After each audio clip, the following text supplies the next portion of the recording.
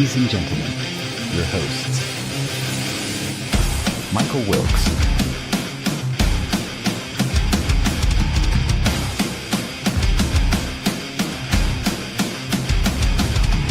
Angel Ortiz,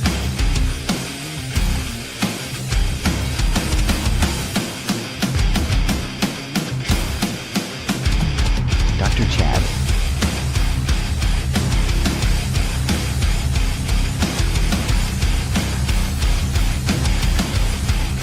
and Sam La Cavera.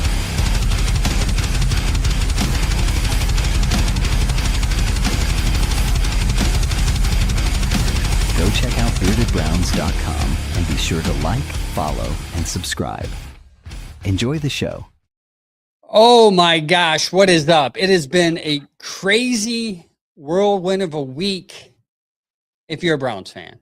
You got your coach, you don't have your coach. It's Monken, it's Udinski. It's just been drama filled all week. If you're emotionally invested as I've been this week as a podcaster who's trying to keep track of every single move, then you're exhausted. And that's me right now. I am exhausted. Chad texted earlier, Angel, what do you think of it trending this way? And I said, you know what? I don't care.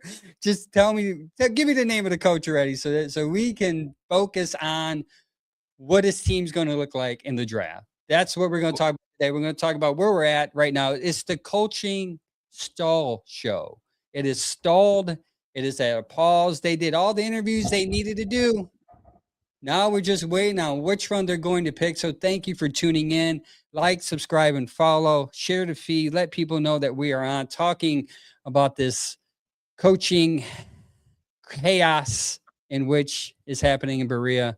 It is, Chad, it's been negative degrees here with the wind chill for the last 3 days. And it's going to finish out the rest of the week at negative degrees with the wind chill. I didn't know it was that bad. So I did know, obviously, the whole country knows about the storms. I didn't realize they came with that much cold. I thought the headline I've been hearing is just snow, like so much snow. Yeah, we got a lot of snow. I got about 7 inches of snow, but every day when I wake up at 3 a.m., it is 0 in my van, but it feels like negative 20. I have like layers on until my van warms up. It's crazy, man. And it's gonna go until Monday where it's gonna be like 25 degrees, but school's been closed all week because of it. I think they might open up tomorrow. My kids go to a private school, so they're going to probably try to stay open. But we'll see. We'll see. But back when I lived there, I considered myself, I still would, compared to where I live, relatively tough when it comes to the weather and getting things done. Like I've gone and run in the cold. I deal with it like anybody else. I went to Ohio U. Oh, hey, go Bobcats. You have to walk the campus in this weather. It's not as snowy or as cold as Cleveland, but it's still Ohio. And like, you've got to walk, sometimes 20, 25 minutes to class in it. And I was the typical dude of like, well, I'm just going to wear a hoodie and kind of like, make my walk. But I will say the last year I lived in Ohio, I bought a car that came with a remote start. Used it.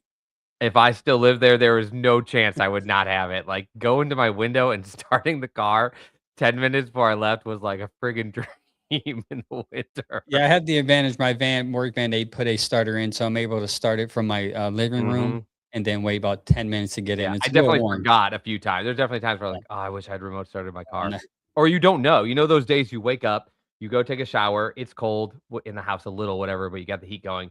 And then you like open the front door and you're like, oh, holy cow, it snowed like 6 inches. I didn't even know this was going to happen. I wish I had started my car. But, yeah.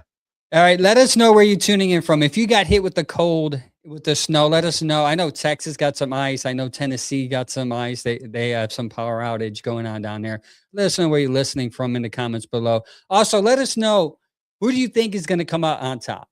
Do you think it's Monken? Do you think it's Schwartz? Do you think it's Shieldhouse? Or do you think Udinski somehow is going to rise through the ashes and be the surprise guest head coach? Nonetheless, we're going to get into it. The first bit of news that we're going to get into first is good news for us. Good news for Chad and me.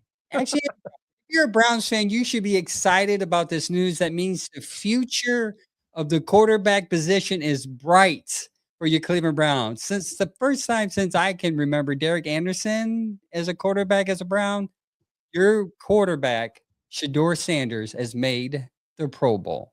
Let's go. What do you think about Shador Sanders making his first ever Pro Bowl? And it's on his record. He's a Pro Bowler. Well deserved, I would say. He did everything a Pro Bowler needs to do to get in the big game. He, outshined Dylan Gabriel sometimes. He played more games than Joe Flacco. I'm not sure how much more people could have asked for. It seems pretty clear this guy is the next big thing. I saw his post today, and he's just cute as a guy. He's just like his answer, like, I'm so excited that I get to be involved in this, and et cetera, et cetera, et cetera. But it is kind of a funny. It's just kind of a funny thing to see. Less for him, but just the Pro Bowl in general. The Yeah. fact a lot of people just kind of like shook their head and were like, I guess this is where we're at. Like, Because they see what we saw as far as the stats, him being last in the lots. I mean, And obviously was it's it the popular vote. Trey Wingo like put out like a call to the NFL to like change everything about the Pro Bowl because like how do you have a guy who, you know, played less than half the season? Anything that anybody would say in comment to this of like played barely any football, didn't play very well. To start off, like it was on a bad team and like didn't just overall have a ton of success as far as statistical or just like on paper. And, but Trey Wingo was like he's the maddest tweet I've seen where he's just like furious at the NFL in the process at this point. I Yeah. don't know, man. I saw Tyler Huntley make a Pro Bowl when he was like playing, I don't know, 5 games filling in for Lamar Jackson, and like they won a couple games, but he had like minimal success. They don't even play a Pro Bowl game, I don't think anymore. I don't watch, so it's like I think all we have to do with this, like, don't take it that seriously. It's almost funny. I would just say it's probably time to start changing the way you keep these on a record to say if you made Sure. if you got voted in the Pro Bowl as a first teamer, you make it, and all alternates just they get to participate. They're an alternate, but I would think it would be fine if they Or just wouldn't put it on their or you permanent can record. just say, "Hey, you made the Pro Bowl. Here's a trophy that you put on your thing," and do like an award ceremony, or just like put out a flyer or a Instagram or a social Yeah. media tweet It's only saying, relevant because "Yeah, it's on like the Hall of Fame voters go over like how many All Pros did they have? How many Pro Bowls did they make? And I'm yeah." like, that stuff's relevant. And Sanders could get good and earn, you know, 5 legitimate Pro Bowls, and that'd be great. But like there will always be like the one that it makes people pause at whether the Pro Bowl nod is anything anymore. And that kind of stinks because I would say a majority of the Pro Bowlers are the best of the best at their position. Uh, so it's just kind of like maybe you just need to like give them the you made the Pro Bowl games, but you didn't make the first cut, so you don't get like a Pro Bowl on your permanent NFL record or something. Chad, you get mad love in the chat for that hoodie, man. Mike, who's probably rescuing people from the snow that we had. Mike said, "Nice hoodie," and then you got another guy, Rob, said, "Go Bobcats." Look at Yes. that. Look, you got some What I'm talking Bobcat about. fans in the chat, For those that dog. don't know, Ohio Sports Doc comes from I got my doctorate at Ohio U, and that's why that name came about. Name. You see, now it all Yeah. makes sense. See, Bobcat for life. Antonio Robinson says they should do away with the Pro Bowl, and I agree. I think they should do away with the Pro Bowl like game and the I whatever think they the do. I think they dodgeball, do, like, whatever they skills call it. competitions Yeah, and then they do dodgeball, they do, like, passing competitions. I know they do a flag football competition. I think they even play video games against each other. Don't they play Madden or yeah. something as part of it? I just think, like, the games, like, you made it into the Pro Bowl games, you get to play because of the alternates or whatever, but it really should be you made the All Pro, and that is a vote by, like, the the AP and there's the football writers, and then the Pro Bowl can be like, this was a fan's vote, but you really do have to be the first. I don't care if they do it. I don't watch. I haven't watched it for Yeah, years. I haven't It watched hasn't it. been real football forever. Guys are worth too much money. They're too afraid of getting hurt. They back out for the smallest reasons. And some of the best players that deserve to be there are going to play in the Super Bowl. So it's a silly game. I just think there were a lot of people like, I am always making comments about Shador and how disappointed I was in this year's performance. But there were people that were legitimately pissed. And I think probably take it down Yeah, a take it notch. down. And It's then, not but that then big of a I deal. think they're mad because then you have the aunties and uncles saying, That's why. "See, Shador is a Pro Bowler. He's a Pro Bowler. He's the greatest. He's And even though legendary." they It's like, come know on. that's not a legitimate award for him, it was a Yeah, vote and you it's probably voted him alternate. in, they're never gonna admit it. They're gonna use it as another piece of, like, you can't criticize him or be honest because he's a Pro Bowler. Yeah, Sam Lacavera from the Saturday show, Saturday morning. I mean, Brown's Morning Brew Yeah, at 10 he's right. a.m. You guys want to tune in for that? He says Pro Bowl rookie by default. I wonder how many quarterbacks turned down the Pro Bowl offer. I know one for sure was Trevor Lawrence. He didn't want to go. And I think that's what got him in because Drake May's in the Super Drake Bowl. May can't So go, Drake right. May can't go. So that pushed Shador in. As far as voting, that's what he's saying. But either way, Sam also made a great point earlier. He's like, this guy also had his jersey retired in Colorado. So I guess yeah, that's he's a good full of point, Sam. accolades that a ton of people that aren't like on the bandwagon don't think he deserves. I guess from my perspective, I hope he gets around. And I heard a offensive lineman say this that he got in his first year, and he said he kind of hinted like it was a waste. You know, it is a waste of they should do away. He said, but the benefit of players like that were young at me like me at the time, hearing Peyton Manning talk about right. different things offensive linemen should be doing as far as protection and all this stuff. He said he got a wealth of knowledge in 3 days that he's got his whole life in 3 days because he got to hang out with some Peyton Manning. So hopefully Shador Sanders could get around those quarterbacks that are doing well and other people and learn from them. It's also a chance for other people to connect with him because we've talked about it a ton of times. He seems like a good kid. He seems like a kid that's like nice to be around and that people generally just gravitate to. And the NFL the GMs were very against drafting him. This gets him around other players, other coaches, other people. So whether or not he works out in Cleveland, the view of him might change a little bit to being like to the NFL not being so anti-Shador if they get around him and say like, oh, the GMs maybe didn't like him because of these things, but as players or coaches, we do like him for this reason. So we'll see. Yeah. It can't hurt. I just wish it didn't go on the record because it delegitimizes the award for a lot I'm of wondering people in that are about the 10 best. to 15 years, how are they going to count that as like They will. It'll just be like that's crazy. 4-time Pro Bowler instead of 3 times plus this. Yeah, that's going to be weird to see. Not that I mean, I'm hoping Shador makes the Hall of Fame. That means he did great here. I mean, but it would And be again, a long talk on Shador, but I do remember when we picked up Tyler Huntley the first time around, like 3 years ago, and people were like, yes, we brought a legitimate Pro Bowler in the building because they didn't know his career or follow him. They just saw the reports that he had been a Pro Bowler. And it does yeah. mislead people that aren't closely following to go like, Oh. oh, the Browns brought in Tyler Huntley. That's a huge signing. He's a Whereas, Pro like, I Bowler. think that was before our podcast got together even. Yeah. But it was the talk from all Browns fans that really followed were like, well, that's not a Pro Bowl, man. The guy's barely ever played. Yep. Opening news brought to you by Cleveland Ketchup. Go to clevelandketchup.com and use the code Bearder for 10% off. Go there, man. They got amazing sauces, mayos, ketchup, mustards, and chips, man. It's really good stuff. We're going to get into coaching search update. Who is left as far as what teams need a coach, right? Like who's left? Arizona, Vegas. The one job I thought was worse than us was Arizona. Vegas. Vegas, I think, is pretty similar, except for we've got, I think, a better overall team. They've got some really notable young stars in the first pick. So not surprising that they're with us here.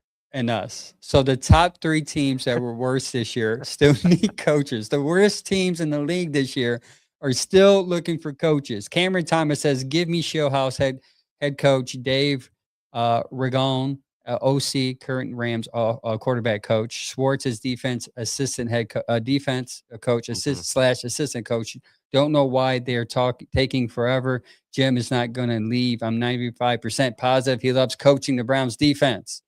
I'm sure he does. The talent on the Browns defense is awesome, and they can do exactly what they've spent years now drafting for his scheme. Like, they can do what he wants. And we talked about it last week. It's a one-on-one scheme. Like, it's a lot of you beat the man in front of you one-on-one, and they have the talent to do that. Yeah, we're gonna dive a little more into Jim here, Schwartz, in a second. So stay tuned. Just to let you know what's on the docket today. We're gonna talk about who's left, the recap of what Barry said that he wants in the coach. What is a CEO? What does that even mean? Essay and homework. Mhm. Like, why are these people like? What does that mean? Why was it given into these candidates? Is Haslam meddling? Is keeping Jim worth it? And will Jim call defensive plays? So stay tuned for all that fun stuff. So we're gonna get into that. So it's just the three worst teams left. So there's a lot of heat that the Browns are taking because of what they did. We're gonna get into that a little bit, but they may end up with who they pinned down, which is Shieldhouse. We're still waiting for that to break, or it could be Schwartz. It's one of those two guys. They probably wanted, at least from what we see. They probably targeted other people, but they either turned it down or didn't answer a phone call, depending on who you are. Those 3 teams. I mean, out of those 3 teams, who's the best? Who's the most appealing to you? I mean, it's like I said, it's for me, I just think Arizona is the one team that just doesn't have anything that appeals to me. The only what they have going for them is they're in Phoenix, and a lot of people are interested in living in Phoenix. I, for one, have been to Phoenix a lot of times. I have a great time there. I don't want to live in Phoenix. It's just not my personality. It's the desert's not my place. But I can see, like, if you remember the clips of Cliff Kingsbury in his Phoenix home off like Camelback Mountain with like the open windows to like the desert, like backdrop and mountains and the cactuses and it just you and the pool in the back, like you can see a young coach being like, "Oh yeah, I don't mind living that life right now," right? Just like players, they like going there. The weather's nice. It's an easy place to train. You're not dealing with snow. I get it. Other than that, the team itself, I'm not interested in Kyler Murray. I'm not interested Nope. in their defense. I'm not interested in their offense. And yes, they do have a couple good players. Every NFL team does. I think the stars that I like, I think Gentry's really great at running back, although I wouldn't take a job for that. Brock Bowers is a super stud. Mostly that comes down to, and they've got a couple defensive players too, Crosby. Mostly it comes down to you're going to get the first pick and you're taking Mendoza. You are starting fresh with a rookie quarterback and you're thinking, okay, nobody's even going to judge me for like 2 or 3 years now because I'm building a program from the start. To me, that makes that place more appealing than Cleveland, who I would say has more talent and is a little bit closer to contending. But I think people like, as a young head coach, you'd be like, I'd rather be here because I've got 3 years. I go to Cleveland, looks like the place that if things don't go well, in a Yeah. year you could get fired and they could go in another direction. That's always a concern. Like, as a fan, you have to always have that in the back of your mind. Like, hey, this is you have all the pluses. Your defense is set up. You just come in, focus on the offense, get a couple receivers. They're going to focus on flipping the talent on the offensive side. But if you don't do it quick enough, you can get fired. As opposed to Raiders, they got Mendoza. They're going to have this young talent, influx of talent. And I think they're going to be more patient because they have, Tom Mhm. Brady could have some say in that. But we'll see.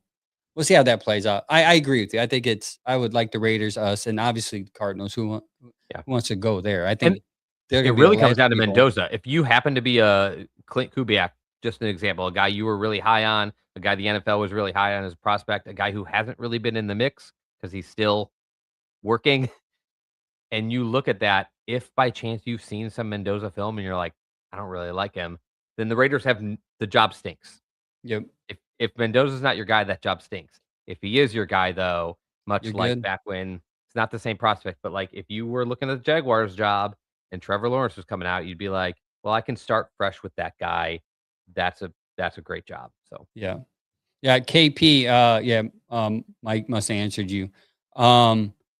Yeah. My McDermott wants to, it looked likely to take a year off. That's why. Also, too, I don't think McDermott, maybe they would have called him. I don't want to say they wouldn't, but by what the list shows me, they were looking for somebody that was non-established, but that's just my yeah, perception of it. which I think is weird, but it does look that way, doesn't it? It Yeah. was like if we're taking anybody established, like if we're taking a past head coach or somebody established, it kind of felt like we'll just stay with Jim. Like Yeah, that's it's what I tough. get.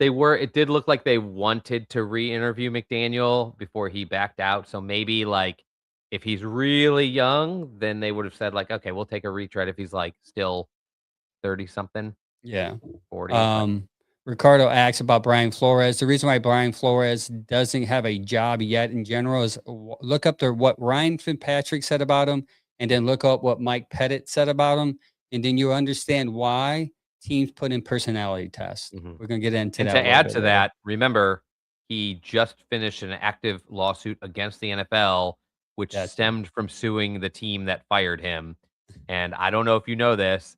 If you're the Patriots, maybe that doesn't bother you. If you're the Browns and you know this guy will look at front office shenanigans or ownership stuff and sue you and And Challenger. air your dirty laundry, you probably, because I liked Flores, but I was like, I can't imagine Haslam's going to be Yeah. like, yeah, I'm okay with that rat being in the building. Like, no way. Yep. Uh, No way. so let's recap exactly what Barry said that they're looking for in a head coach, and then maybe lay out what the CEO as a head coach means. I think Chad, I think you've said it before, and I didn't realize what you were saying until actually we were Yeah. logging on and we talked about it today. And I Um, don't know if I don't know if I typically use the term CEO, but this is how I've described like yeah. teams looking at a head coach for So sure. Barry said, when asked about the coach, he said it's more you're looking for maybe a specific skill set given where we are in our building. He said, I think that that's fair. I don't think that we will call it singular. I don't think that means it's just a young person. I don't think that means it's an offensive coach. I mentioned earlier the head coaching position is so different than being a coordinator, and a head coach's responsibilities to make sure that the offense runs and develops well as opposed to necessarily having to be the person that directly does it.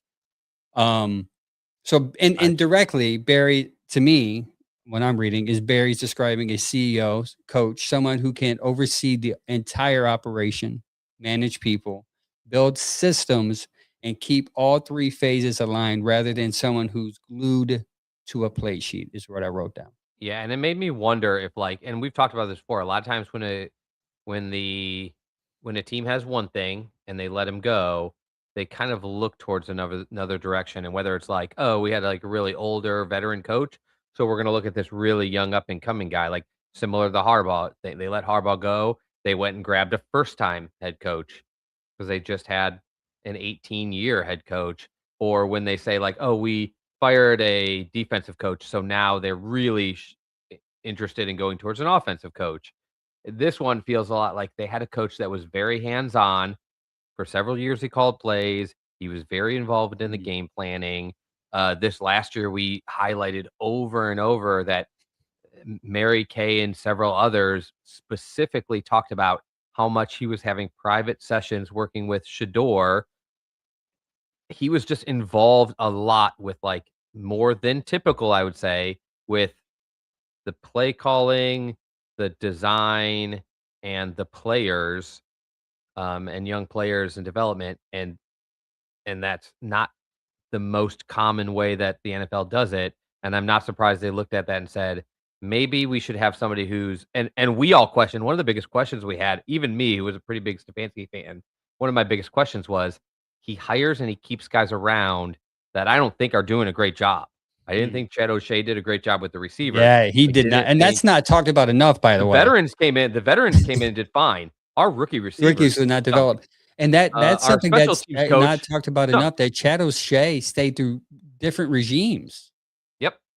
He did. He didn't just. It wasn't just Kevin inherited him. And you never know. You never. It's tough in Cleveland compared to other places. Who likes who? Like, is he the reason that Bubba Ventrone is still here? To me, if he wasn't, that's a shame. The head coach should be and should hold him accountable. And Yeah. after how bad he was 2 years ago, we all said on the show after the 2024 season, the first firing is Bubba. Dorsey. The second Oh, yeah, firing is yeah. Ventrone. They fired Dorsey and they decided to give Ventrone another job.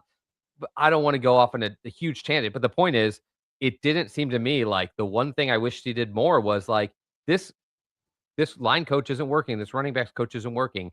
You got to make a change or take control. At one point, they had Vrabel coaching the offensive line because the coach he hired allegedly didn't get it done.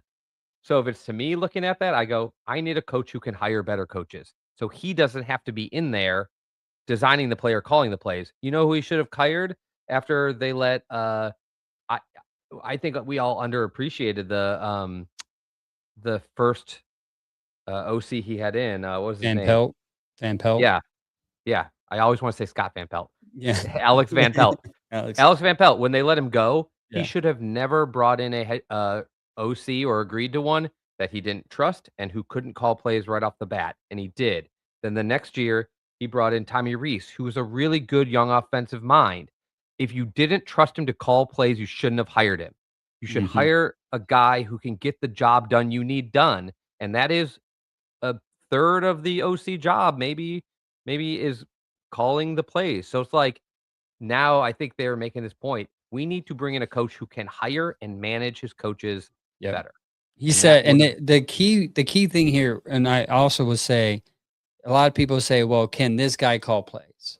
Can this guy call plays? And I think, and I always go to this statement. He said the head coach responsibility is to make sure that the offense is run and develop well, as opposed to necessarily having to be the person that directly does it. That means that he is saying it may be somebody that doesn't call plays, but make sure the person that's calling plays is doing it correctly. Yes. And by the way, I do not have a problem with a head coach that calls plays. I had a problem with it his first year. Yeah. I said he shouldn't have hired Alex Van Pelt as a rookie, as a first-time head coach of the Browns back in 2020. Yeah, we had a great season. He should have never hired an OC that couldn't have done that year. And that way, if it went bad, he could have taken it over instead of starting with him and just never moving on. Alex Van Pelt never called plays for us. He left. Our offense took a huge dive, and we don't even know if the guy can call play. Like, it's just one of those things where it's like, I don't mind if the head coach can do it. You may have to one day if somebody leaves or something like that. But I don't want you to put yourself in a position where you have to do it. And he had to do it a lot. And that there was a game that Van Pelt did call. That was a playoff game, and they won. Yep. They won by a lot of points. I don't think their offense. I don't think their offense was great. I think they scored like 3 defensive touchdowns. But they won. If he could have done it in the playoffs, you should have let him do it. Guess what? He got the playoffs. It was his first time. Why was he calling it sometime during the season so he could have been even more ready? I don't know. Yeah, it's weird because now Kevin in his press conference, I heard the whole thing today in Atlanta, said right away Tommy's calling plays. So he's giving it to Tommy right away, right off the bat. Because he finally hired somebody that he knew trusted. I wouldn't have been sad if he hired Tommy Reese right after Van Pelt, and then he didn't call plays right away because Tommy was so young. But he should have gotten Tommy on board by like mid-season and let him kind of go. And that way you can do what he did this year. I think if he would have stayed, Tommy would have called plays. But you can't wait until you're 6 years a head coach to get that worked out. Yeah, Don Flowers did bring up a good point. Having Tommy Reese did cost him. Last year it did cost him Clint Kubiak. You see what Clint Kubiak's darn doing. Good. Yeah, and by the way, if Clint Kubiak was in the building right now, he would be a head coach. He'd probably be our head coach. Yeah, he'll be a head coach. I know I've gotten a lot of grief on it because I've called out a lot of times that Clint Kubiak went and interviewed the first 6 of 7 places, but not with us. And I've gotten a lot of pushback. Well, like maybe they didn't want him. I'm like, he's the hottest name at the time. They wanted him. If he didn't come here, it's because either they knew he said no or they reached out to him and he said no. They didn't just go, we're not interested in this young, smart protege of a bunch of great coaches who, by the way, has an entire family line of coaching history.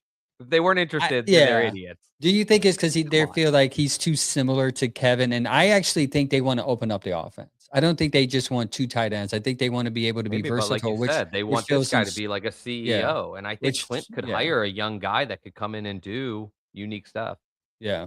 On to the next thing. Speaking of people hanging up on us when they call, maybe it's because they caught wind that they're going to have to do an essay, homework, a background check, fingerprints, give their first blood, and maybe give up their first son just to interview the first time, according to reports that came out, that the Browns required a little extra work from the candidates, which included some essays and some homeworks.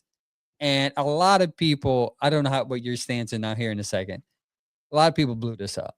A lot of people say, this is why they can't. And the whole time I'm thinking, well, we don't know what's on those essays. We don't know what type of homework. Like, they could be saying, what type of guy would you pick as your DC? What type of personality do you like as your offense? What type of scheme would you run with this quarterback or that quarterback? I mean, that's the homework I envision. And the essay could be, what is your philosophy on being you're 4th and 2 and your quarterback's taking you downfield? What would you do then? I mean, so it's like plays or schemes or situational play calling. Yeah, like it could be an easy quiz. It could be just it can be nothing. I don't know. Personality test to me, hard. It's to hard me, a without knowing what it personality is. test, I'm okay with that, because I think a personality test can expose people for who they are. Now, I'm big on it. My wife's a therapist. She's big on it. So I understand the personality test. Again, personality test, from what I understand, from what I read, the reason why they started that was because of Freddie Kitchens and Hugh Jackson. They went with the popular hire, and they didn't get to know the individual, and that brought in. Here's what bothers me about that. I get so that makes more sense why they're doing it. Here's what bothers me about it. They are basically implementing a testing system to make up for, so they don't make a mistake on hiring like they did in the past. So they're making these candidates do personality tests because of their past failures to identify the things that other people had identified. Like Freddie They Kitchens should take their own test. Take your own test, man. Like, it's just almost like, hey, I'm making you jump through hoops because of all of the mistakes I've made in the past. Like, you meet a girl out at the grocery store. She's cute. She seems nice. You ask her out on a date, and the first day you're just quizzing her and asking her all these personal questions. And you're like, well, here's the thing. I've made a lot of dumb choices about girls in the past. So now you have to suffer and get all these extra like miserable questions because I can't seem to get her right. I'm blaming you for my failures, okay? Basically. But I will agree with you. We don't know the test, and they may not be that big of a deal. It does bother me, and it's bothered me this whole coaching search. The Browns are not looked at highly around NFL circles. Haslam is not looked at highly around NFL circles.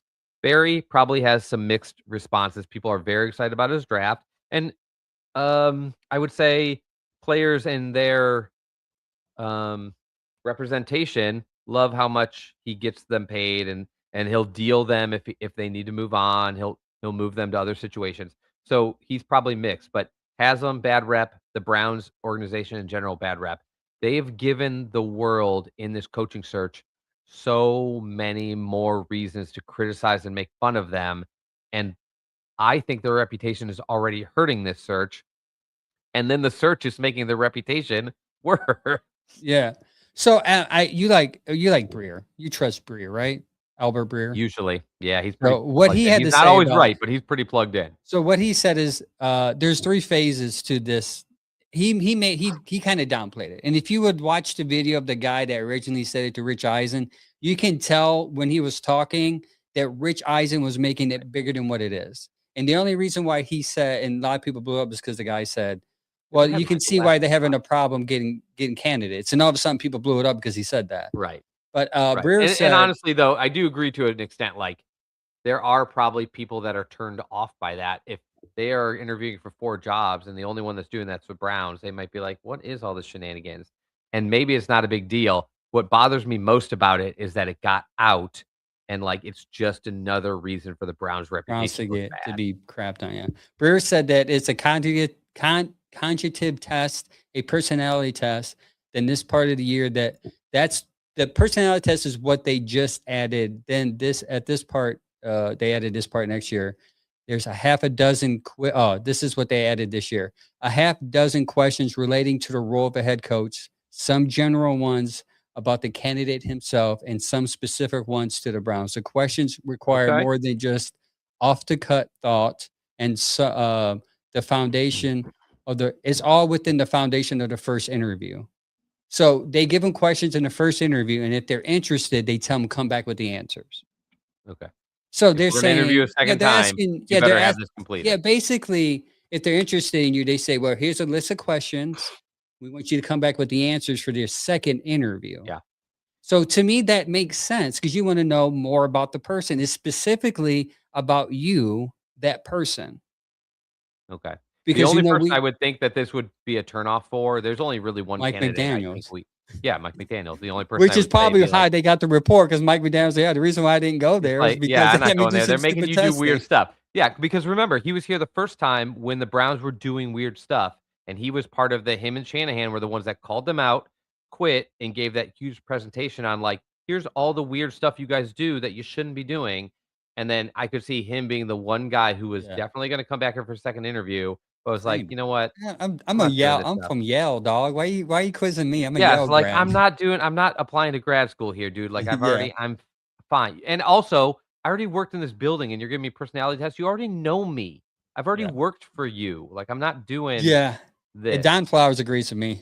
He says he's very much referring to Mike McDaniels in his opinion. Tom Pierce. I do think Yeah. that is I'm the one, 100%. and When the I reason read I that, say that's the that, first person I thought of. I'm like, it's Mike not gonna cost you McDaniels. a Harbaugh, 'cause a Harbaugh is never walking in this door. Yeah. I said before, they Kubiak, I don't think is interested in coming here right now.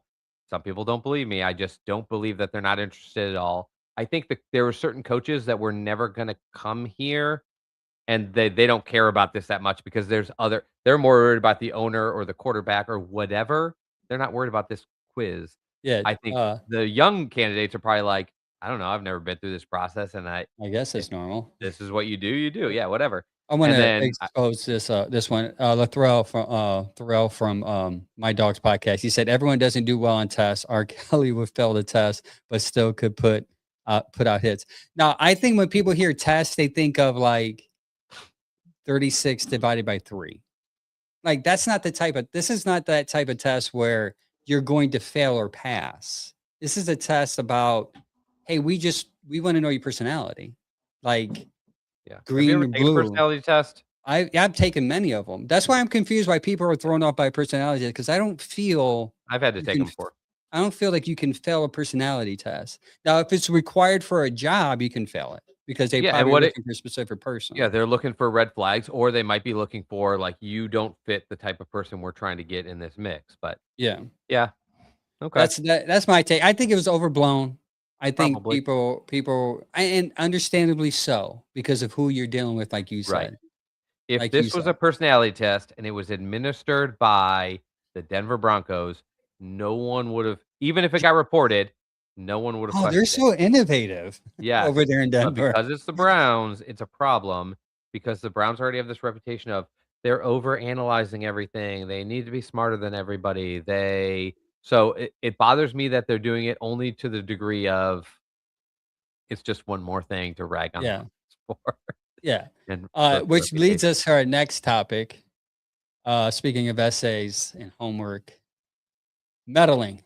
Do you think Mr. Haslam is meddling with this coaching search? I feel like he is wanting it to be directed to one individual, and he's making it hard for Andrew Berry to do his job. But I could be wrong. What do So, you say? what was the report? You had that report from Oh, I got it. Hold on, let me pull it up. Keep talking. yeah, I think that's pretty important to look at. I think it almost answers the question for you. My answer is automatically yes. I specifically said in a clip I posted today on X from our show maybe 3 weeks ago how my biggest worry about having a young coach is our owner can't just let him grow in the position and do his job. He's always got to step in and get in the way.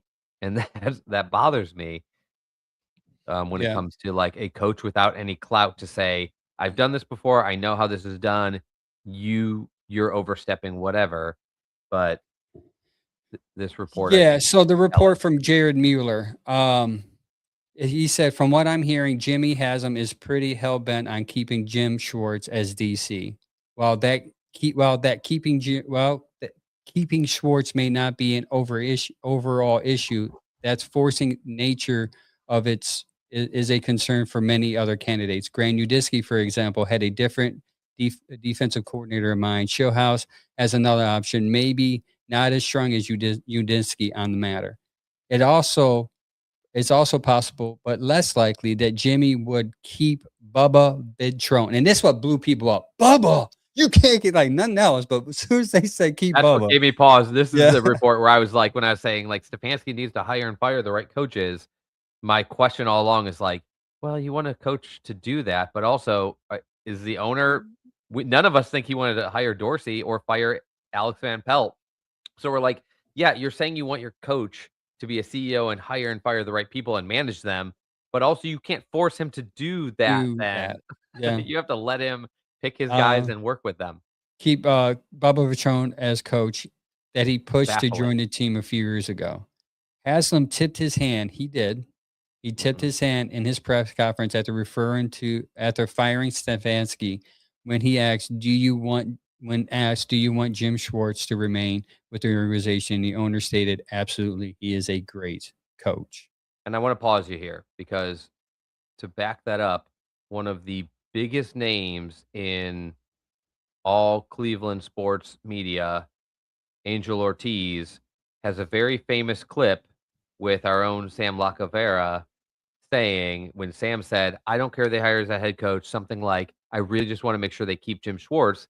And you pointed out, here's the problem. If you are going to force candidates to keep Jim Schwartz, as much as we all like him, you are going to cut at least some valuable candidates because they may not know or want to work with Jim Schwartz, or they may just not want to walk into a situation where they're immediately forced to pair with somebody where it's not like, hey, can you please interview Jim Schwartz for so like what they did in Atlanta, where they brought in Kevin. They said, we really think our defensive coordinator did really great stuff. We know you don't know him that well. Can you interview him first and can you give him high consideration? Here's all the reasons we think he's really good and you should look at him. And Mhm. then Kevin kept him. It doesn't sound like that's the Browns thing. It sounds like the Browns are more like, if you have this job, Jim Schwartz is your DC. And even if they like him, there are going to be people with how like high-headed coaches are that don't like that got forced on them Yeah. rather than like collaborated. They're going to be like, wait, so you're already You already have dictating my you who I got have to work with? yeah. And that's that I think for me, that's more of a concern than the personality test and the homework. Yeah. Because the personality test and the homework just surrounding the individual, that's something they can control. They can choose to do it or not do it. Like Mike McDaniels, they can say, I'm not doing this. I'm gonna go San Diego and be an OC for a year. But you have candidates who like Udinsky probably, like I said in that reel that we clipped, there's people that have been in this their whole life. They built Yeah. relationships. They And I'll built say I was wrong bonds. about that. I said I think that maybe Udinsky and Shieldhouse haven't been around the NFL long enough to really have a strong opinion on it. Maybe they would actually go in and be like, "Yeah, I'd be interested in interviewing Jim Schwartz to keep him." But that's very different because we see the success he's had. I'd like to meet him though and see how I work with him. That's very different than, yeah, if you get hired, you are with Jim Schwartz because Yep. you are with these people in the building every day, every night. They're the most important people in your circle, and you are stuck with them on the road through thick and thin all the time. And we've all met people that are probably good at their jobs who we just don't get along with that well. And if you walked in a room and like you didn't get along with this guy and you're like, "Oh my gosh, I have to work with this guy for the next 1 to 4 years," and like we don't like each other at all, I, you know, maybe it works. Maybe you're like, "Oh, I appreciate the veteran," but like again, it's very different if it works out versus like it got forced on you. And Yeah. it's a bummer to me that they wouldn't just say, "We're recommending Jim Schwartz. We would like you to interview Jim Schwartz. We are strongly encouraging you to have Jim Schwartz." Even to the point of if you decide to move on from Jim Schwartz and you bring in a DC and it struggles, you're in trouble. Yeah, you're You gonna get could put fired. it on him. Yeah, you can put Yeah. it on him where it's like, if you make this decision to move on from Jim without giving him at least 1 year with you and it doesn't work, you are in deep shit because Yeah. I think that's fair to say. No, More I so mean, than it like, is. no matter It what, is. you have him. Because Maybe people have been Udinski was like, fired "I know because a of guy that's decisions as they make. smart." Udinski might say, Shieldhouse might say, "I know a guy who's as smart at defense, who I've been working with for the last year as I am in offense, and he wows me." And, like, he could make any defensive players somehow successful, and then he brings them in and it works, then you win.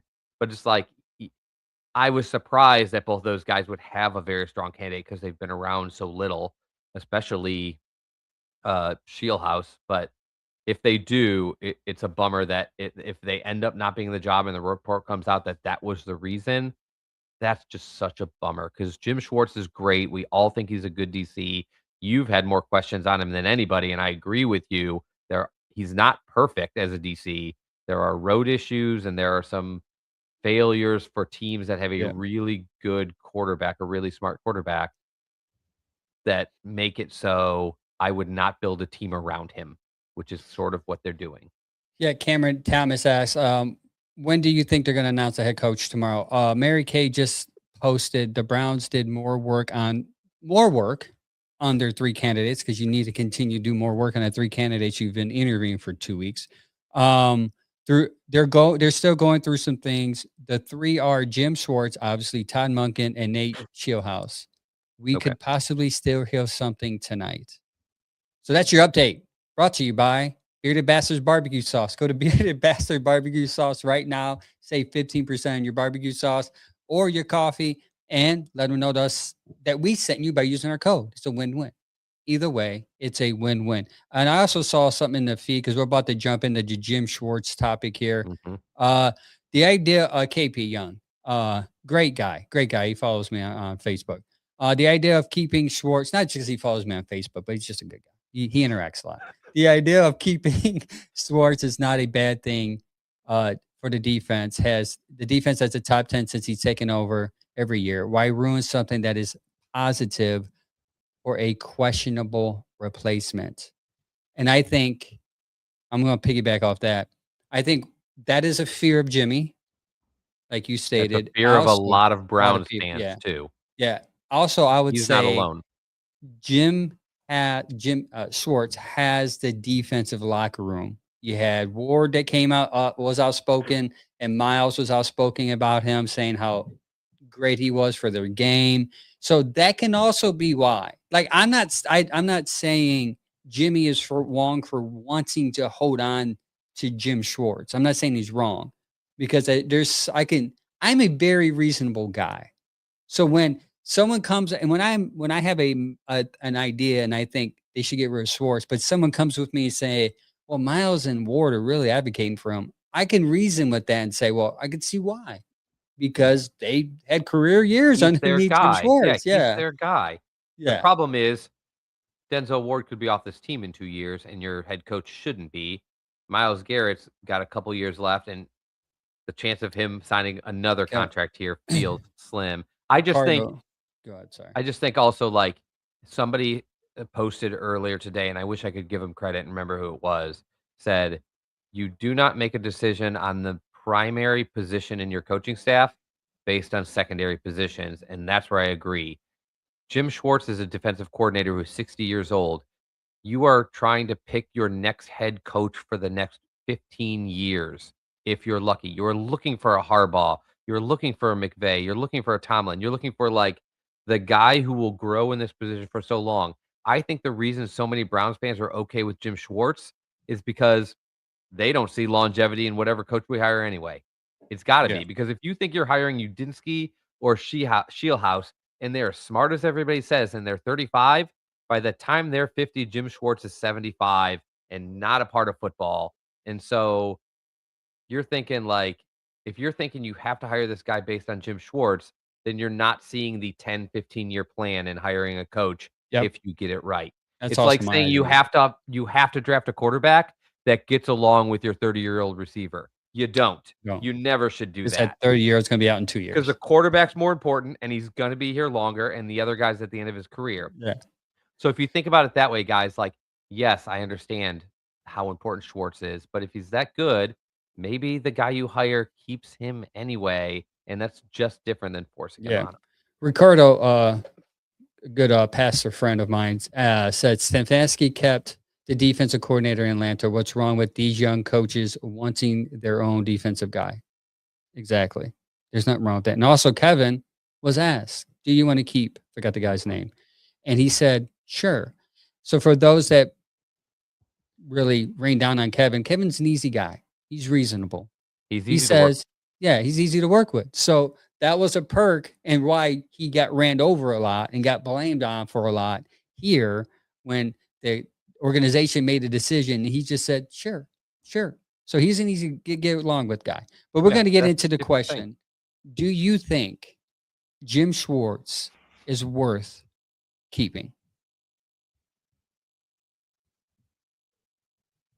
The fact that you can't answer that right away tells me that you're on the Look. same path that I am.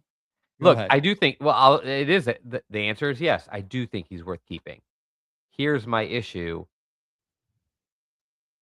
I guess I just think these defensive players, I think I said it to you earlier on the show.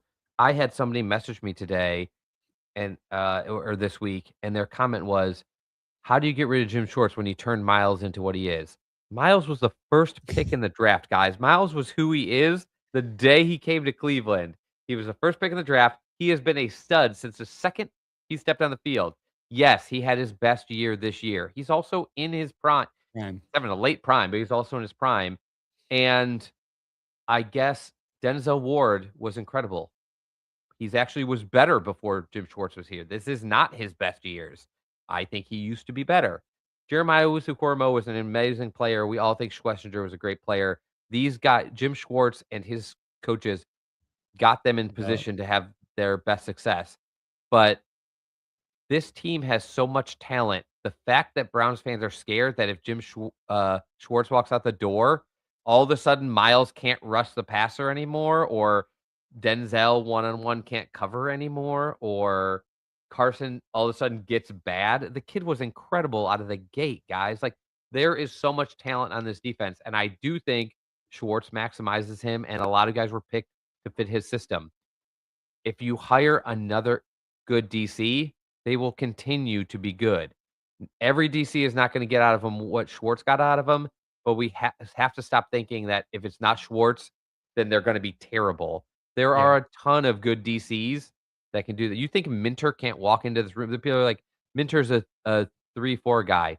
First of all, He was hybrid. Minter is, from everything I've read, Minter is brilliant. Yep. Day is brilliant. These Mhm. guys aren't 3-4 guys. They prefer hybrid, that yeah. scheme. We always talk about a good coach can adjust. If they're that smart, they'll just change their scheme. Yeah, and Like, for the Kevin record, was the- a 12 yeah. personnel guy. Last year he played a lot of 11. You just do it For the differently. record, the Browns also looked at those defensive guys. If you look into them, they call them hybrids. They can do any type of 3-4-4-3. They can do any type of defense and run any defense. That was a popular choice.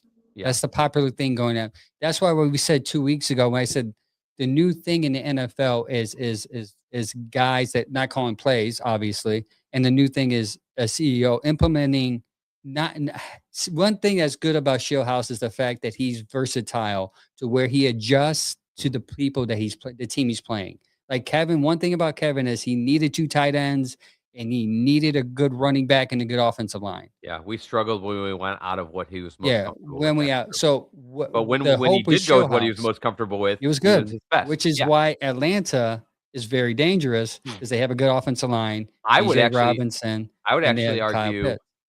I would actually argue Schwartz doesn't seem to be able to adjust to different defenses We're gonna get and into different that. situations. Okay. We're gonna get into You've that. got something for that. I was gonna Yeah, say, if so you're guys, talking I about understand that you guys love Jim Schwartz.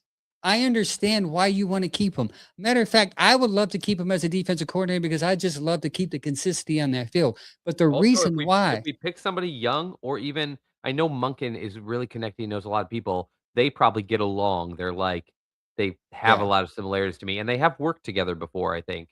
But but if we got a young guy, the most thing I wanted about Schwartz was the fact that it takes them dealing with the defensive staff off their plate.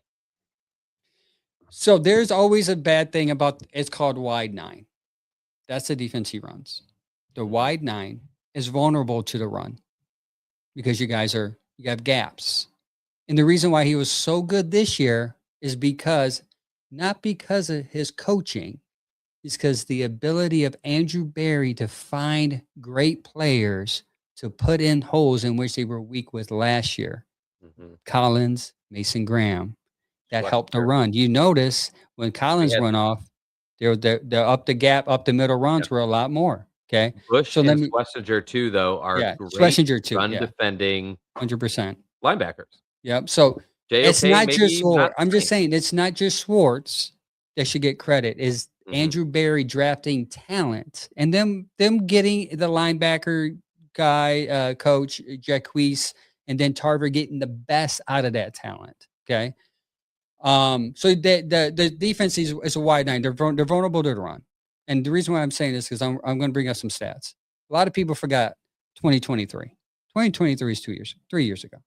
They're ranked 10th in defense. Okay. Average passing per play was 103 yards.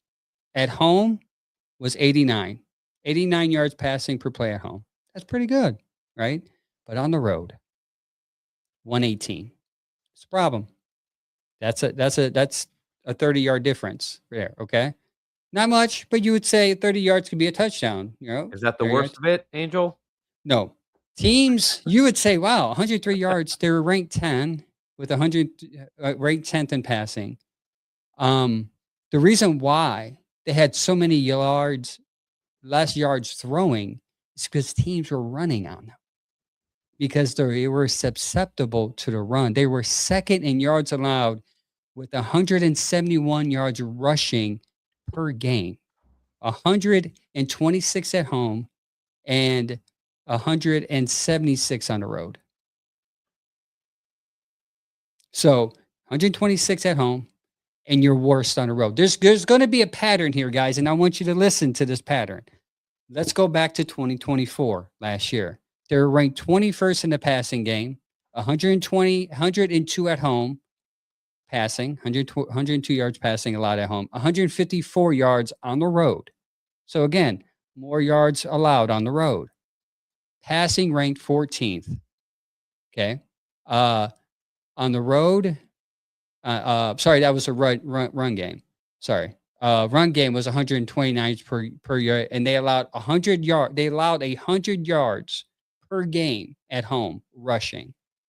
And on the road, they allowed 154 yards on the road rushing. The passing ranked was 14th with 212. Home last year was 212 per game at home. And on the road, they averaged 213 passing. So the reason why they didn't run they stopped the run so well last year, even though the offenses still average 100 yards on them, it's because teams decided to pass on them. So, yeah, and by the way, when you're looking at like get 80, 90 more yards on the road than you are at home, that's an issue. So this year they're ranked 17th on the rush, 116 per game, 102 at home. Now on the road was 111, but the ranking pass yards This year they were a little better. They're 167, ranked third in the passing game, 131 yards per game, and 198 on the road. So they were ranked 17th in the run with 116 per game, and 122 of that was averaged at home, 121. So they were worse on the road at home on with the run game. So and they were ranked third, but the problem is on the road they averaged 200 yards on a passing. So they're bad on the road. My question to you is this: if Jim Schwartz is so good, why can't his team play as good at home on the road than at home?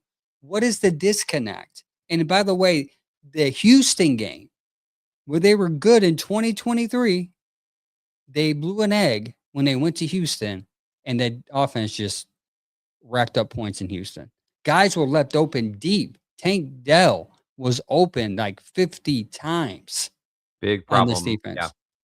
He allows big plays. This year, this big plays was And I down think a he little bit. always will. The balance of that is you make negative plays, you get a lot of sacks, you get some balance, but it's a risky defense where you're gonna if it's a lot of every man follow his assignment. If a guy gets beat, you're in trouble, which we saw like when we had some injuries and a few guys weren't out there, we get roasted, especially at the cornerback position, because there's so much responsibility on a guy, and if you can't live up to it.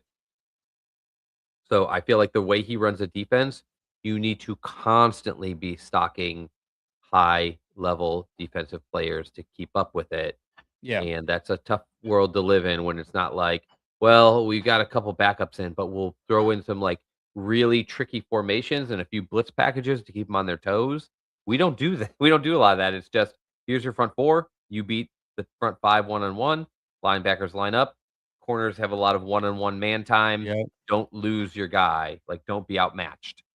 And when he is, that big play happens. A lot of it happens in the middle of the field, which is a It lot also is not acceptable. tricky, so it doesn't generate the turnovers like other plays. People always ask me, like, why don't the Browns, with as good as they are, why don't they get more turnovers? It's not like they don't get any, but they So, don't trick quarterbacks, and that's how so you get a lot of turnovers. Is you trick the quarterback into thinking they're seeing one thing, and they're not. You have a linebacker pretend he's blitzing, then he backs into the flat. You have yep. safeties looking like they're shifting to the right, and then they drop back high, and they have a perfect line of where the quarterback's eyes are, and we don't do a lot of that, and that's Yep. fine. Our defense obviously is pretty darn good. We're still with Schwartz here. We're still always going to be dropping around the top 5. But to the points you just made, I think Cleveland has gotten to the point where they are so scared because we've seen bad defense that without Schwartz, there would be no success. But there are other guys who were as successful or more the last couple of years. It's not like he's a 1 in a million Nope. coordinator. Yeah, and Sam says can't blame the road defense on Schwartz. Maybe certain players don't play well on the road. Well, whose fault is that? Is that the coach's fault or is that the player's fault? Coach Yep. should be able to coach the player up. So if you're telling me that he can't get his Figure out why players to play your on the job is road yeah. as a defensive coordinator, how is he going to do that as a head coach? Your job is to figure out what the problem is on the road, and then work with your position coaches to get that changed for the next Yeah, game. he's also said Malik Collins going down hurt the run. I agree, but as a True. coach, it is your job to figure out, develop talent Right. to plug in. Not they But may not play to Malik that's the point we Collins' just kind of ability. made, though. Like, yeah, as long as he has all the elite talent out there, it looks good. But when we lost 100% a agree. cornerback, we struggled mightily last year. When we lost a lineman this year, we struggled. Like, the adjustment and the change was not there. And again, if we hired anybody and Jim Schwartz is the defense coordinator, I'm happy. Yeah, yeah. I'm These are just like just that you're laying these out yeah, because because I this do is think some just people what you think get. he's the They GOAT. forget. Yeah, Yeah, they think that he's going to the Hall of Fame as defensive coordinator, and I don't think the NFL thinks that. I think he's pretty good. He's a good veteran coach, but I don't think he's so good that if you have the next Sean McVay standing at the door and you're like, "Well, we only want you if you have Jim Schwartz," you better reconsider that thought process Because if he says, if you believe a guy like Udinski, Shieldhouse, any of these guys they were looking at, if they believed any of them are as smart as all of the narratives and headlines that were out there, then you rethink how important a good defensive coordinator is when you have the Rams would be kicking themselves in the face if they didn't hire Sean McVay because he didn't like the defensive coordinator they had, even if the guy was good. Because Sean McVay is so much more important to a team than the coordinator. Just like I said, the quarterback is more important to a team than a receiver. If you Yep. walk a great quarterback into Miami and they're like, Tyreek Hill doesn't like him. Well, Tyreek Hill's been an excellent, excellent receiver, but you don't pass on a quarterback because a older receiver You trade Tyreek Hill. isn't the guy. Yeah, you That's move what on. you do. You move on. You figure He's it a out. quarterback. Yeah. So the next question is, if Jim Schwartz is the head coach, which is it might trend that way, will he call Hold on, you want me to defensive check? plays? Let me check the Yeah, let me give me an check the update. current. So the question is, there a lot of people would assume that because Jim Schwartz is the head coach and defensive guru on this team, he's going to call plays. What do you think? Because Not if I the feel like I have an description they answer. used if the description they used was, "We need a CEO who is running the program and Yes. making sure his coaches are doing what they're supposed to do," then I think if Jim Schwartz takes there's 2 ways to look at it. One, either he's gonna take over that job and he's not gonna call the plays anymore because he's taking that CEO role where his job is to hire and manage his coaches, work with them, make sure they're doing their jobs. Or he is gonna call the defense, and just like with Kevin, my complaint for years is if he's focused on that during the game, then he can't be Okay. focused on what his assistants are doing and what his player like, you can't the best coaches can do both, but you can't focus on everything. So again, he's a second time head coach, but he hasn't done it in a while, and he wasn't the Yes. most successful head coach in history the last time he did it. So Wasn't. if you're telling me he's going to sit there while the defense is out there and not be fully aware what's happening on special teams, we're going to have these same questions of like, are these penalties or clock management or stuff because the head coach isn't able to focus on the whole big picture of the game because he's calling plays. So Correct. both of them So are problematic so to me. I feel like I have an answer to this question because he used to be a coach in Detroit. And did you know he did not call plays when he was the coach in Detroit? Okay. Okay. So my answer would be, let's just apply what he did in Detroit as a head coach, copy and paste it here. So if he did not call plays in Detroit, he won't mind not calling plays here because That's your he's done best it bet. before. That's your So best bet because that's my when he model was that I'm going to go Detroit, off of. he was a young guy, and I feel like that's when you're more likely to be like stubborn and be like, I'm Yeah. calling my defense. So the guy So that called plays for him from 2009 to 2013 was Gunter Cunningham. He was also the assistant head coach / defensive coordinator. So keep that in still mind. going. Yep. Okay. Keep that in mind. He probably hasn't coached since. Actually, he probably did. He probably had some minor roles. Now, he was the head coach, and his job was just to be a head coach. Wasn't calling plays. He went 29-51. The only winning season was 2011 when he was 10-6. Made the playoff once and lost in a wild card. 4 out of 5 seasons ended in a losing record, and the losing record was a collapse. He started 4-4 in 2012 and lost the final 8 games and finished 4-12. You know what the most So it was- important detail of this is? We can't bury the lead. At that time, his entire head coaching career, he had Megatron, who was Yes, a that was Hall gonna of bring Fame that wide up too. receiver, Yep. paired with Matt Stafford, And who out of the uh, gate was an absolute stud monster. at quarterback. He wasn't what he is today. Yeah, he wasn't polished, He but was out of the gate, everybody was like, nailed it. something. First pick of Yeah. the draft, he's a star. Also, on defense, he had Sue. hmm So, I mean, he had talent. and others. There were others on And that. others. I think Yeah, Arden others, was yeah. his name. Arden, I can't think of his name. I Arden can't Smith? remember his name. Yeah, But, he had a couple defensive stars. He had some offensive stars, and it can't be said enough. Like he had 1 10-win season. Kevin had an 11 and a 12-win season. So for me, I know Kevin's gone, move on. But the idea is if you were going to fire Kevin, you want to move on to somebody that you think has higher upside. And I know this is Schwartz's second time around, but having one winning season out of 5, one playoff run out of 5, and knowing that Kevin did this with like 13 Young different talent. quarterbacks because of injuries, and meanwhile Schwartz spent most of his tenure with a legit, probably Hall of Fame, Oh, he's going to be in the Hall of Fame. borderline level quarterback at the helm and some offensive playmakers, it makes you really it Yep. makes it hard for me to get excited. I'm not saying it Yes. can't work. I'm just saying like it's hard to get amped up about firing a guy that was more younger and more successful than the guy you replace him with. Yeah. That's a hard pill to swallow. Yeah, so his last 2 seasons, in 2012, he started 4-4. The last 8 games he lost, so he finished 4-12. Then came back 2013, started 6-3, controlled the NFC North, and then lost 6 of the last 7 games, finished 7-9, and missed the playoffs entirely. The last 2 seasons, he had a 12-32 record, kind of like Kevin.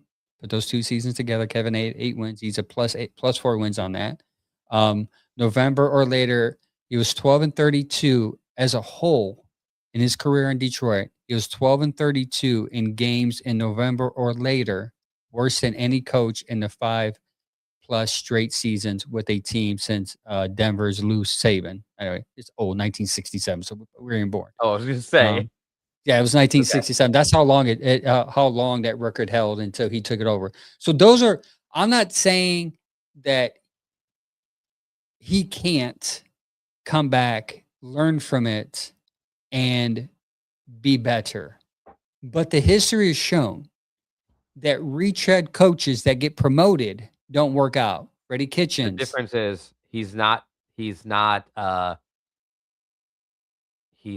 young retread like He's older. somebody like I talked about, like McDaniel. He's also not a retread who was pretty successful at his last place, because there are some retreads that work out, but most of them showed at least a fair amount of success the first time around.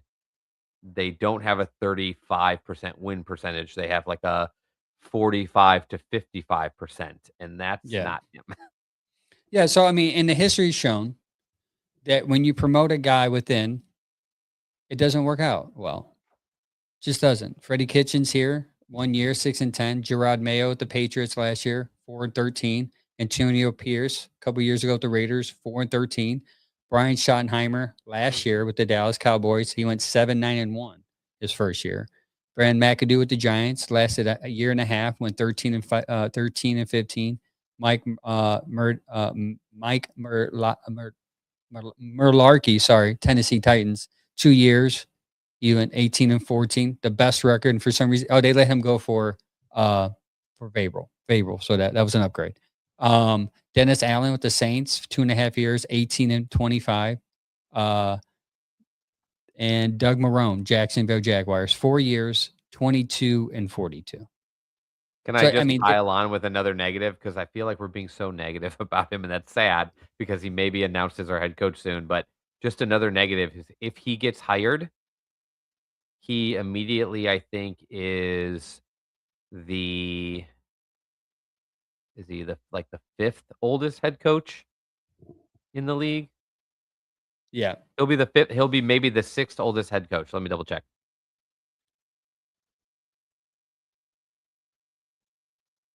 And you might think like that's not a problem. Oh, so he'd be like the 6th oldest head coach in the league. You think that's not a problem, but the guys that are older than him, Andy Reid, stud, John Harbaugh, stud, Sean Payton, stud, Todd Bowles, doing things, and the both Harbaughs actually. And then it comes to him, and it's like, okay, so a lot of like Andy Reid, Sean Payton, the Harbaughs, like you're just a very different thing to have him kind of come in as that 6th oldest head coach with the amount of experience and success he's had compared to the other old guys who are old because they've just been successful in football for so long. And that to me is like, McCarthy's also old. He's, as much as I hate to say it, his winning percentage is incredible. It's like, Yeah.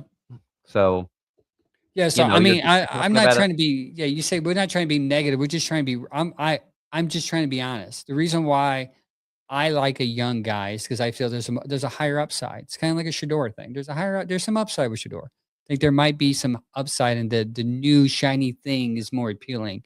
When I see the stats and when I see just what I know of him from the past, and then how is he going to be a head coach here? And then on top of that, you're going to give that defense that he was so good at to somebody else. Does that dilute his right. value? You take him away from what everybody knows him for best, and that bothers me to a degree. Like, I know he'll still be involved with the defense, but, like, he needs to be able to hand it off to another guy, though, and can he Mhm. do that again? And if they're struggling, does it take his focus away from the whole team to fix his defense?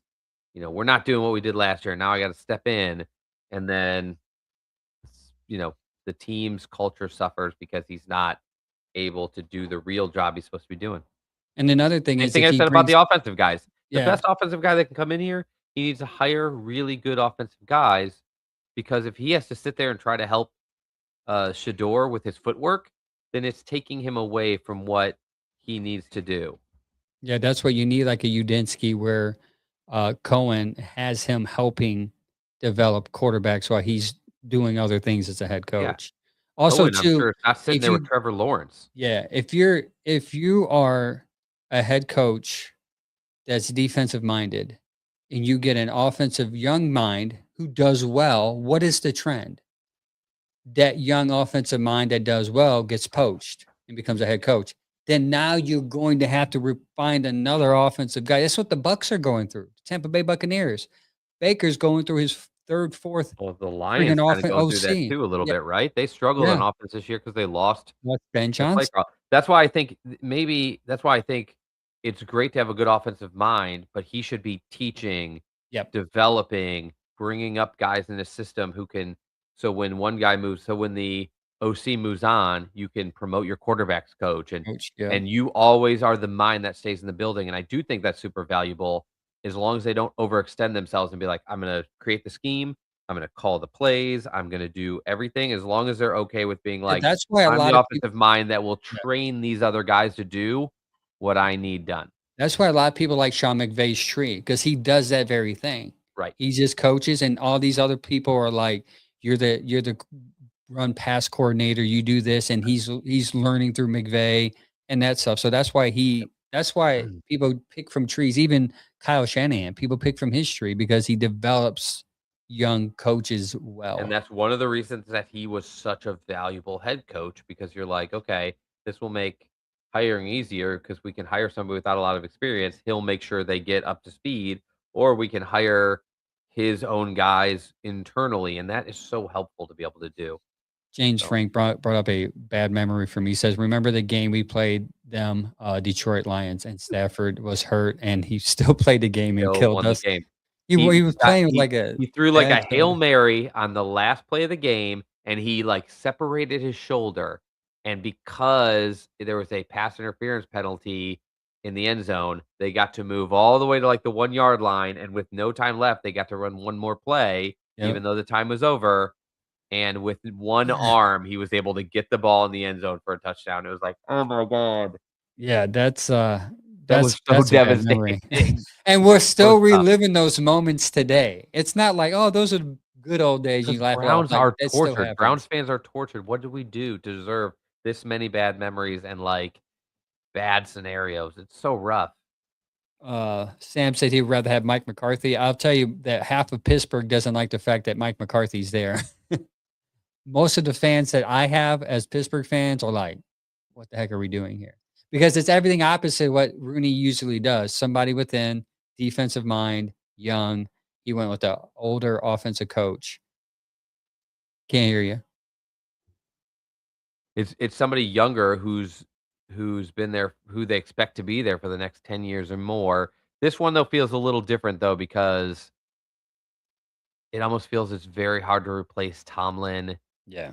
But like I said, they got rid of defense, so a lot of teams are like, "Well, we'll go offense." Offense, And yeah. McCarthy, we went over his numbers. I was shocked to see that even the fact that I don't love him, he has a very, very successful coaching record over. He's played with over 3 good he great, has 2 good, 2 quarterbacks great, help. and 1 good. Yeah. That's I what I mean, keep saying to people though. Like people are like, "Oh, Stefanski didn't get it done." It's like, I wonder if he would have got quarterback. it done if he had Brett Favre and Aaron Rodgers Yeah. 2 in a row. Somebody is I'll bet he was pretty good. yeah, and we're gonna find out. And by the way, I don't know if you listened to press conference. They did not say anything about Cousins. It was all Michael. Yeah. There's still a lot of chatter about that. I was surprised Yeah. to hear that they're talking about, like, where does he end up? I thought it was a lock. Michael Penix, I think, is very talented. If he can't stay on the field, Kevin's in the same position he was in now with, Yeah, like, yeah. the talent doesn't match the quarterback. Good. I mean, just play him, and if you suck, the next year you got a high draft pick. You supposedly I just next think year's draft class is going to be huge with quarterbacks if they don't. I would go say back. this, if Penix could stay healthy, I have a good feeling that he can be a decent NFL quarterback, but he's been in the NFL for 2 years. He's been injured twice with 2 Twice. major injuries. He was injured a lot in college. Like, that's a tough that's Yeah. tough. We're gonna be talking about Atlanta a lot. Not hopefully not. I'm following them because I Good mean for me. I That's like where my gal is from, so I watch a so lot of them you would anyway. definitely because your love is I keep it up. Atlanta. Me, my love, Kevin, is there, so we have something in I have to be common. supportive. Yeah, I gotta be Yeah, to supportive. be supportive. Either way, everybody, that's it. That's all we have. Thanks for tuning in. Like, follow, subscribe, all our socials. Also, go to our beardedbrowns.com to get some of our merch. We got hoodies to keep warm Mhm. with this cold winter. We got hats, we got mugs, we got everything there. So go to www.beardedbrowns.com, and on the link there, it's a printable website. You just click the link and it'll direct you right to where all our merch is. And shout out to our other sponsors. I said Bearded Bassett Barbecue Sauce, Cleveland Ketchup, Doug White from Allstate Insurance, and Lego Heads Head. Barber's Saloon in Mhm. Berea, Ohio. Thank you guys for sponsoring the show and being able to keep the StreamYard alive and paying our bill for the StreamYard, basically. So we appreciate that. And especially you guys are tuning in and commenting in the chat. We appreciate every bit of that. Continue to follow us on X. We broke 700. We're at 703 on YouTube. We're close to Nice. that 1,000, guys. Yeah, we had a Let's lot of get good to the comments share. today. A lot of people chiming in. I was hoping for a breaking news, appreciate but it that. didn't I work know. I out. was gonna say the biggest is what a downer podcast.